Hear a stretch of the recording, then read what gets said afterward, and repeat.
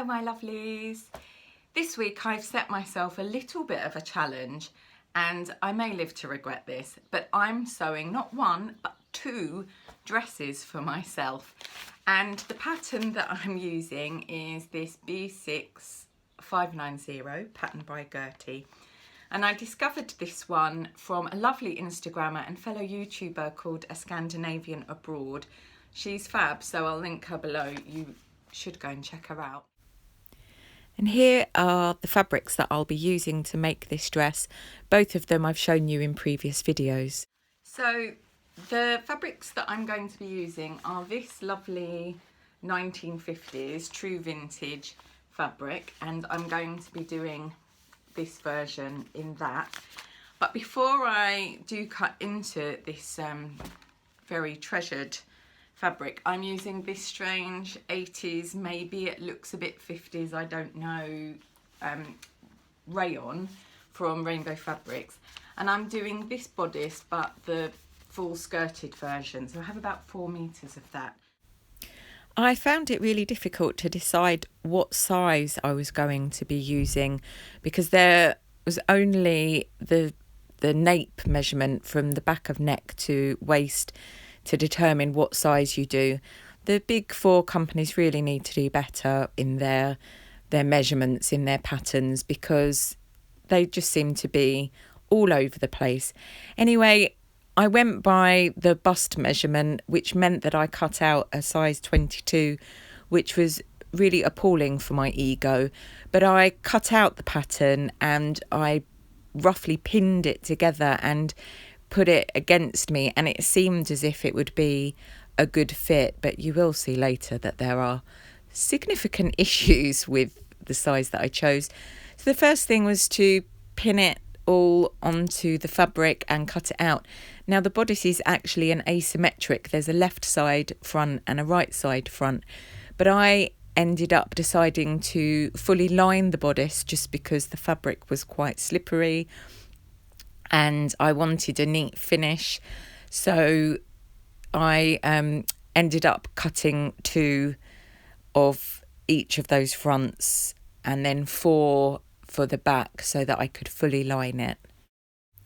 Once everything's cut out, the first steps are to sew the bodice, so that's the darts and the shoulder seams, because this is a dolman sleeve or a grown-on sleeve style bodice. So very straightforward. The instructions for this are actually quite simple. And then press the darts, and generally press as you go to get a neat finish.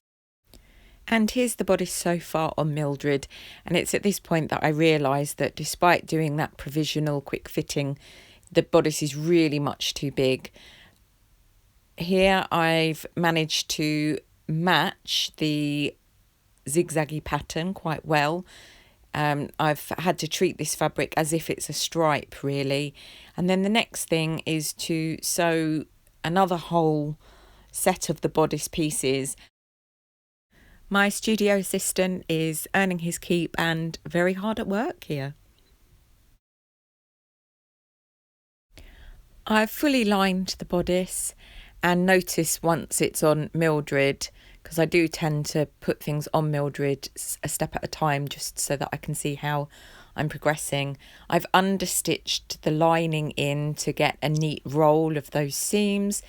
I've noticed that the centre front, this little V opening at the cleavage, très sexy, has stretched a little because this fabric's very stretchy. I've somehow managed to make the lining zigzag pattern match as well. And next thing is to put the waistband on. So the waistband is on, and I'm giving myself 10 out of 10 for pattern matching on the centre front for the waistband. I seem incredibly pleased with myself about this. Next step is to sew the skirt so it's pockets in and front and backs together. I decide to French seam the seams of the skirt because as the bodice is lined, I thought this would be neater. At this stage, my daughter helped me do a fitting, and you can see at the centre back that where the pins are, which is where the zip would be, there's 3 centimetres left over. So that means at this stage I'm thinking the dress is 3 centimetres too big for me. So I pinned it onto Mildred to just get an overall effect. And I really love this dress so far. I think it's really fabulous. It probably would be better in a less drapey fabric because this centre front bit has stretched a little, as I've said. But I think it looks very, very effective. I think the sleeves are too long here and not necessarily going to be very flattering. But here at the back you can see just how big this is compared to myself, so I'm going to have to do quite a lot of alterations. To neaten the centre back seam, I'm just turning under the edge and doing a very narrow little stitch so that the raw edge will be hidden once the zip is in. I'm using a 22-inch standard dress zip and sewing it in using a centre lapped zipper technique, which I've shown you in other videos. And here's where I got to. Here's me in my bedroom trying on my dress. I've had to do a lot of fitting. I've taken this dress in quite a lot compared to the pattern, doing a pose. But I do really love it. I think it's a little bit revealing at the front, but generally I'm very pleased. So this video is going to have to come to you in 2 parts. Apologies for that, but next week I'm going to show you the finished dress, the big reveal, and also do I actually get to finish the dress in the vintage fabric. And here's the pattern packet where I am showing you the sizing and why I decided to do that size, because that seemed the best fit. But actually I've ended up going back and using a size 18, which is what I normally use in these sizes, and sometimes they're much too small and sometimes they're much too big. And this is why I generally draft my own patterns, because I don't have to deal with such nonsense.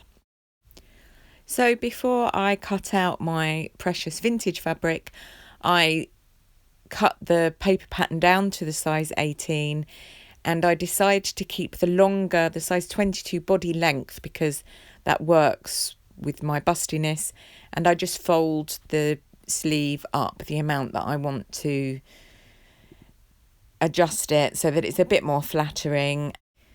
I hope you join me next Thursday, where you can see how I do with these 2 1950s dresses. If you haven't already subscribed to the channel, please do subscribe. It's really lovely to share my sewing adventures with you, and like and share and all the good stuff. Happy sewing, my lovelies. Until next time, bye.